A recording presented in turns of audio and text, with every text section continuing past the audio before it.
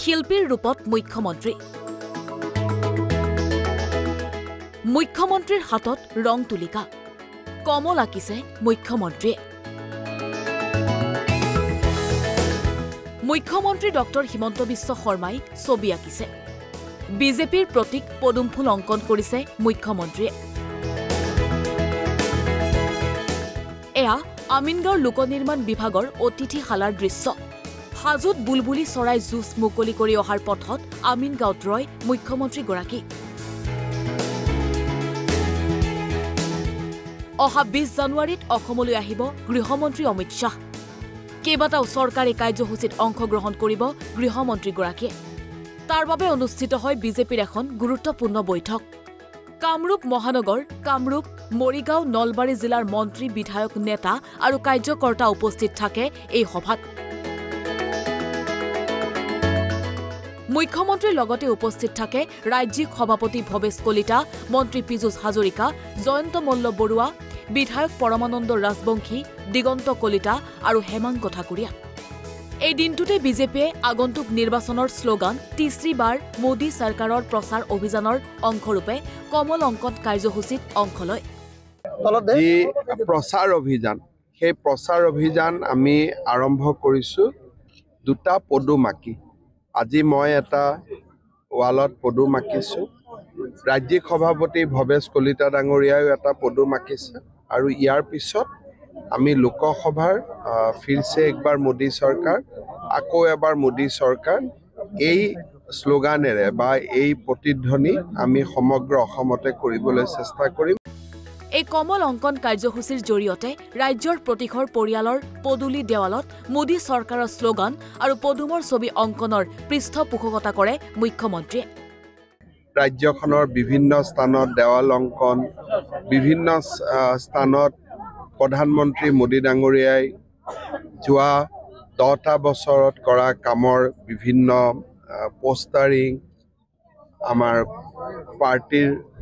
পদুম এই গোটেইবোৰ আমি এটা শৃংখলাবদ্ধভাৱে প্ৰচাৰ অভিযান চলাবলৈ চেষ্টা কৰিম আজি আমি মাঘ বিহুৰ দিনাখন আৰম্ভ কৰিছো পবিত্ৰ মকৰ সংক্ৰান্তিৰ দিনটোতেই মুখ্যমন্ত্ৰীৰ গৃহ সমষ্টি জালুকবাৰীত কেইবাটাও কাৰ্যসূচীত অংশ লয় হিমন্ত বিশ্ব শৰ্মাই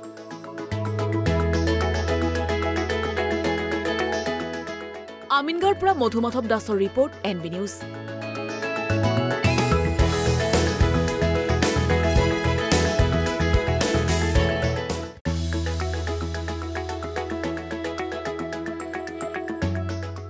শিল্পীৰ ৰূপত মুখ্যমন্ত্ৰী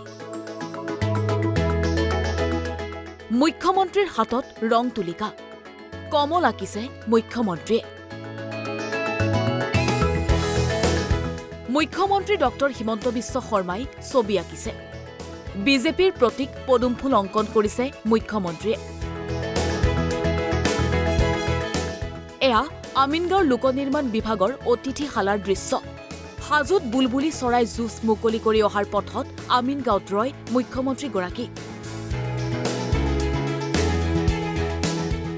অহা ২০ জানুৱাৰীত অসমলৈ আহিব গৃহমন্ত্ৰী অমিত শ্বাহ কেইবাটাও চৰকাৰী কাৰ্যসূচীত অংশগ্ৰহণ কৰিব গৃহমন্ত্ৰীগৰাকীয়ে তাৰ বাবে অনুষ্ঠিত হয় বিজেপিৰ এখন গুৰুত্বপূৰ্ণ বৈঠক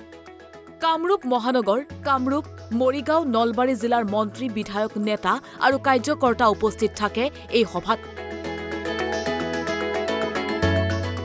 মুখ্যমন্ত্ৰীৰ লগতে উপস্থিত থাকে ৰাজ্যিক সভাপতি ভৱেশ কলিতা মন্ত্ৰী পীযুষ হাজৰিকা জয়ন্ত মল্ল বৰুৱা বিধায়ক পৰমানন্দ ৰাজবংশী দিগন্ত কলিতা আৰু হেমাংগ ঠাকুৰীয়া এই দিনটোতে বিজেপিয়ে আগন্তুক নিৰ্বাচনৰ শ্লোগান তিছৰী বাৰ মোদী চৰকাৰৰ প্ৰচাৰ অভিযানৰ অংশৰূপে কমল অংকন কাৰ্যসূচীত অংশ লয় যি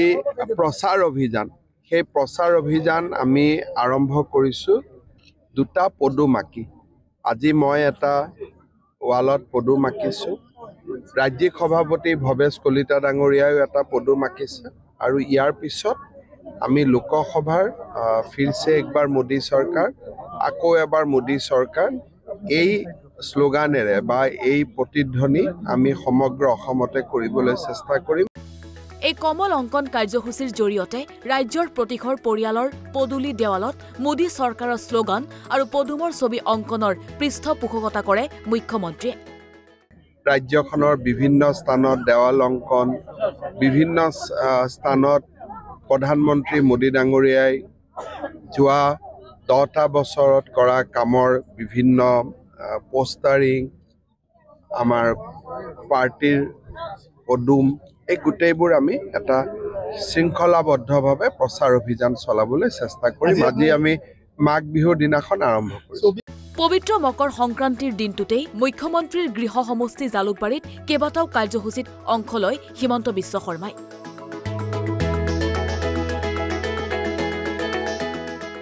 আমিনগাঁৱৰ পৰা মধুমাধৱ দাসৰ ৰিপৰ্ট, NB নিউজ।